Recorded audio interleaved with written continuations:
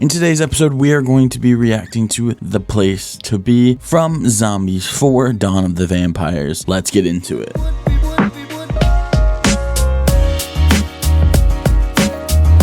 What's up, you guys? My name is Bryce and welcome to my channel. I am a photographer, graphic designer, videographer, and video editor for over 8 years. In today's episode, we are going to be watching a scene from Zombies 4. I am super excited to watch it with you, and coming from a filmmaker and a video editor, I think there's a few really cool things that I can point out to you guys that you might have missed. So let's get into it.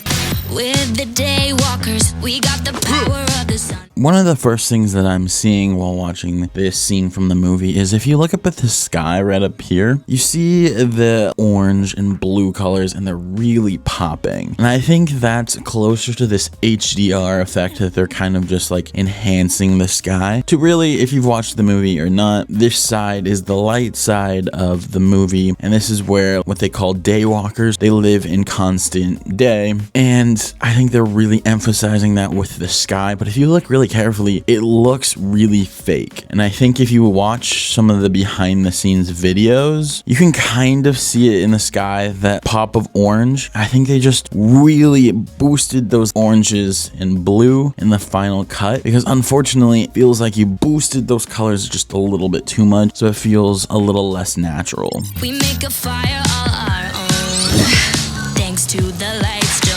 If you look carefully, we got this like fire effect. And I think that's super cool. It's really a very simple effect to do. Actually, I will be making a video really shortly about how to keyframe like little motions like that in Final Cut Pro. So if you want to see that, make sure you hit subscribe, because honestly, this effect is super simple. Most likely all it was just a slow like growing of that like fire orb. And it's just a simple tracking of her hand moving up and down. Super simple, but it looks great. And it adds that nice little touch to the video.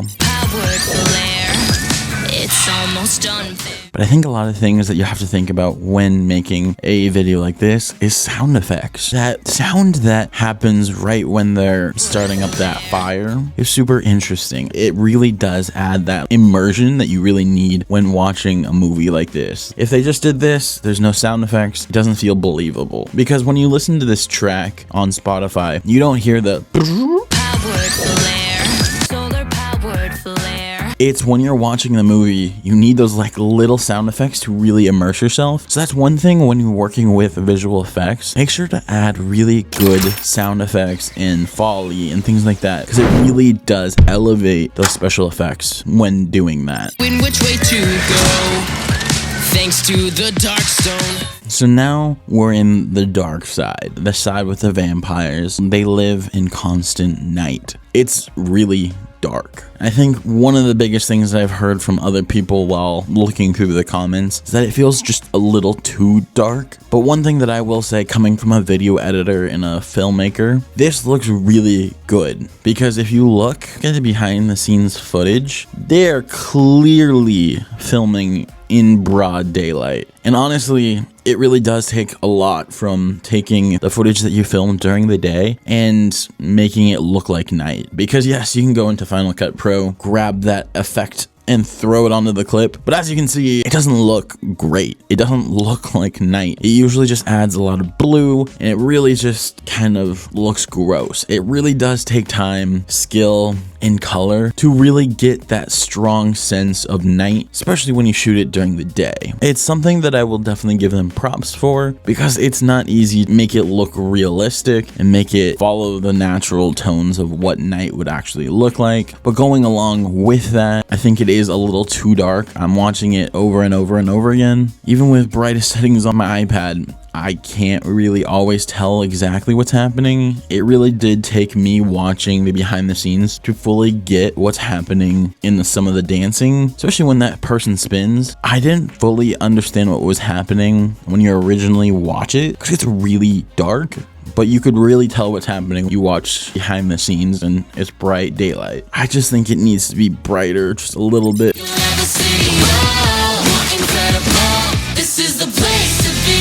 let's talk about this scene. I remember there was an interview with the cast and they talked about how while filming this dance scene, they came across that I think it was like the day before or something like that, and there was this big puddles of water everywhere on their side, and somebody said like, oh, we should use them for part of the scene. I fortunately was not dancing in the water, but I remember that day we got there and they were expecting it to just be like all dry sand and this crazy dune to the right of us. And then all of a sudden it had been like a little flooded because there's like a little stream of water that runs through it. And so everybody has like bags over their shoes and all the dancers are just going crazy. But we make it work. Yeah, And the we do, water we do. The main place to be, the really cool water shot was literally just like off the rip. They were like, Yeah. there's a big water puddle from the stream. Like, let's have like 5 or 6 Yeah. dancers go and do it. And they did it full, like if you watch the video, because it's in slow motion, so the water's coming up.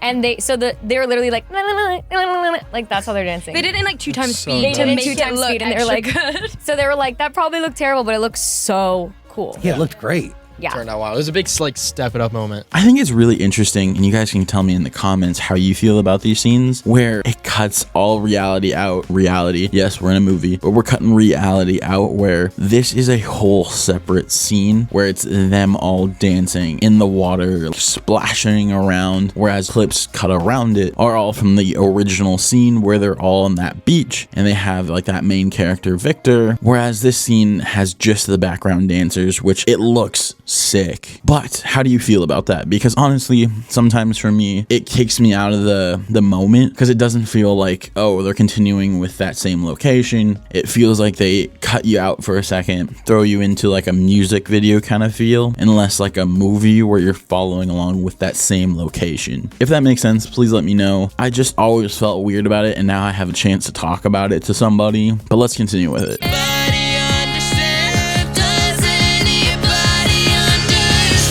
Okay, so I really like this contrast that they do. They go from really high energy dancing and partying and going crazy to this slow, like ballad kind of moment between these two, and you can really see the contrast between the dark and the light side. It's a really cool thing that you can do in your storytelling, that it doesn't feel like you're going from one thing to another and it's really fast paced. You sometimes need to let things breathe. Disney, It's all ready. secrets, For the place to be. part. Let's talk about the bridge. So if the bridge feels a little different from the rest of the song, that's because it is. Now, the bridge is the first moment we hear from Nova and Victor, away from the others influencing them. It's the first time in the song we get a proper break away from the Na. We're better than you. Not only do we get new, more introspective lyrics asking what if life was different, and is there anybody else who thinks like I do? But we also go outside the established scale with this note. Would any change be so bad? For you music nerds out there, it's the Lydian mode. For the rest of you, it just means we change one note in the scale that goes outside the scale a little. And that note is a tritone away from the root of the chord, meaning the melody is as dissonant and far away as possible from the root note, just like their thoughts. This represents the longing that Victor and Nova feel, and the thoughts they can only express when they're alone, away from their peers. Then when their friends call them over, it's back to the same rhetoric as before. Na na na na na, na na na na na, na na na na na na. This is the place to be. You need that moment to breathe. You need to have that chance to get to know these characters, because knowing how these movies work, they're using these moments to explain who these characters are, their backstory. What makes writing these songs difficult isn't necessarily conveying all of the information, but in making the exposition fun, interesting, and catchy. That's why we tried to inject fun moments like this. Hey, if they offer, maybe someday we'll all be friends. Okay, we won't then. If we've done our jobs, you'll learn what you need to know to enjoy the movie, you'll empathize with the characters, hopefully laugh, dance, and be singing along before the song is over. And it's really fun to really get all that expository information from a song, having fun, and then you can slow down, feel that intentionality when these two characters are getting to sing together. Honestly, I think that was it. Thank you guys so much for watching. If you've liked this, please let me know. I really do like some of these like younger like zombies and Descendants movies. They really are fun to me. So if you really enjoyed this, please let me know in the comment section below. I would love to keep making more of them, maybe even more from Zombies 4, Descendants 4, or even some from the original movies. So please let me know. I loved making this, so I'll see you next time. Peace. One of my favorite funny like thought processes is that why are they all coming at the same time? Do they know that this is the one time the blood fruit really is coming to fruition? Or is this something like they see each other later in the movie? Why are they all surprised?